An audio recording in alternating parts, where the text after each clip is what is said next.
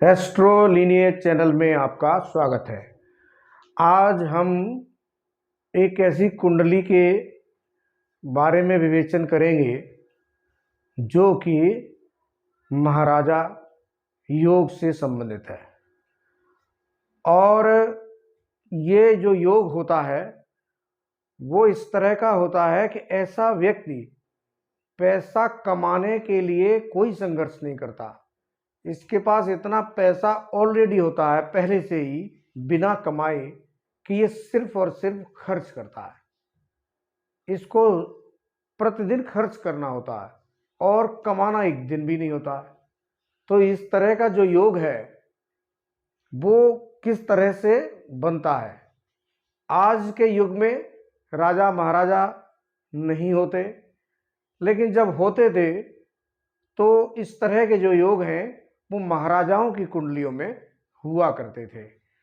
लेकिन अब ऐसा नहीं है कि ये योग नहीं बनते, अब भी बनते हैं।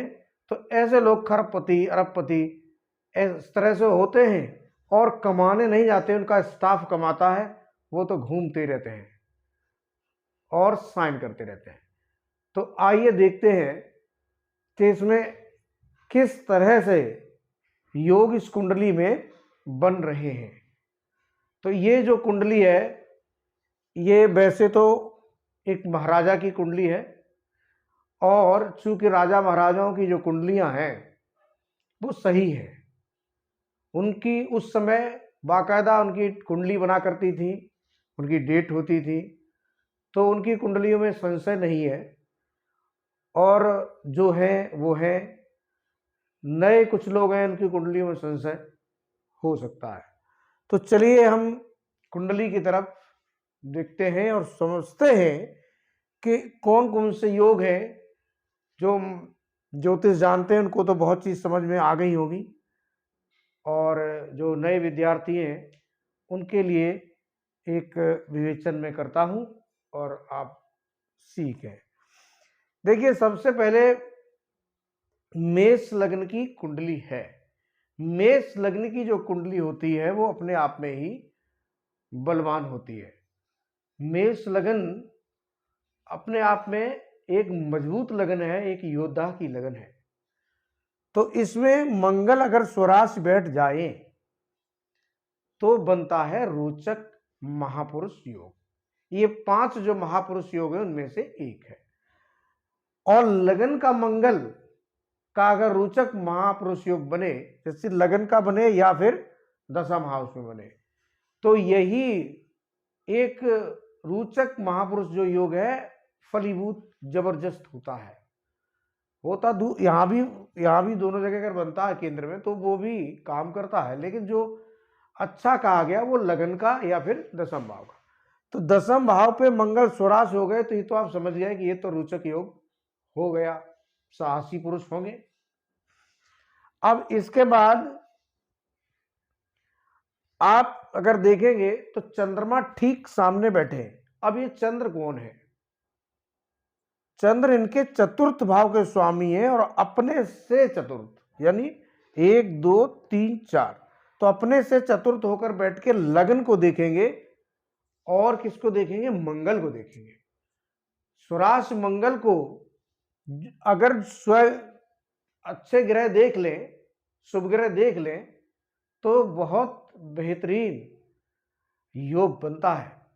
अब चंद्र जैसे ग्रह अगर लगन में स्वराश मंगल को देखेंगे तो ये चंद्र मंगल नामक महालक्ष्मी योग ये बन गया और जबरदस्त इनका दिमाग चलेगा। दूसरा एक योग और है, वो है गुरु।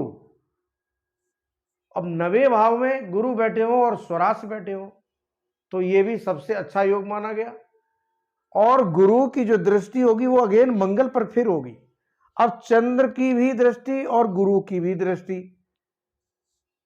इतना भर योग अपने आप में बहुत कुछ कहता है। और इतने ही योग से ये एक कहते हैं प्रथम पुरुष तो बन गई। अब जिस स्टेट के राजा होंगे उसके तो प्रथम पुरुष हो ही गए। तो ये एक जबरदस्त योग बना। ये गुरु की दृष्टि अगर मंगल पर पड़ेगी तो ऐसे व्यक्ति की कितनी इज्जत होगी। ये गद्दी पर बैठ गए, महाराजा की गद्दी पर बैठ गए। अब एक महाराजा जब योग बनता है तो उस योग में धन भी बहुत होना चाहिए। तो धन के लिए हम चलेंगे कहां? लाभ भाव और धन भाव। तो जब लाभ भाव और धन भाव, तो धन भाव के जो स्वामी है वो है शुक्र, और शुक्र गए हैं कुंभ राशि में शनि के साथ, राहु और बुध के साथ लाभ भाव में। ये एक योग, दो योग, तीन योग और ये चतुर्थ योग बन गया लक्ष्मी योग। चंद्र मंगल का लक्ष्मी योग और बुध और शुक्र का लक्ष्मी योग यहां पर बन गया। अब एक और जबरदस्त योग है जिसके बारे में शायद बहुत से लोग ना जानते हो, वो है पद्म योग। बहुत लोग कहते हैं कि इस बच्चे के पैर में पद्म है। तो पद्म योग कैसे बनता है ये आप समझने की कोशिश करें। पद्म योग बनेगा पैर में ही। गुरु द्वादश भाव के स्वामी और बैठे हैं भाग्य भाव में स्वराज। ये तो है पद्म योग। और दूसरा पद्म सिंहासन योग। तो पद्म सिंहासन योग कब बनेगा? जब गुरु भाग्य भाव में स्वराज बैठे हों और लाभ भाव का स्वामी भी स्वराज से बैठा हो, और इसके अतिरिक्त धन भाव का संबंध लाभ भाव से बनता हो, तो बनता है पद्म सिंहासन योग। यही पद्म सिंहासन जो योग है, इसी योग ने इनको इतना पैसा दिया कि ये कभी भी कमाते नहीं, सिर्फ खर्च करते हैं। कमाने की इनको कोई चिंता नहीं होती, सिर्फ और सिर्फ बांटने की चिंता होती है, कहां क्या दे के आए। तो इस तरह के जो योग बनते हैं। अब यहां पर आपने दूसरा बुध शुक्र का लक्ष्मी योग बनेगा, आप समझ रहे हैं। एक लक्ष्मी योग, ये धन का योग शुक्र बनाएंगे, मंगल स्वराज से चंद्र मंगल का योग बनेगा, और कितने सारे योग हैं। जब बहुत सारे योग कुंडली में आ जाते हैं तभी कोई व्यक्ति अरबपति खरबपति बनता है।